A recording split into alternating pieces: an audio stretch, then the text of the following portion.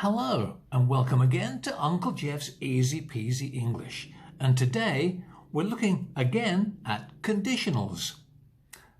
If I make another YouTube video, I hope you'll watch it. I hope you will. I hope you'll watch it. If I make another video, I hope you'll watch it. That's an example of the first conditional. Something that I think will happen in the future or is likely to happen in the future. Not the past, not in the future. So, another example. If I'm late, I think she'll be angry. If I'm late, I think she'll be angry. She will. I think she'll be angry.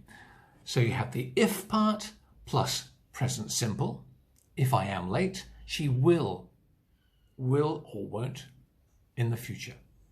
So the first conditional, if plus present simple plus will or won't. For example, if I'm late, present simple, if I am late, if I'm late, comma,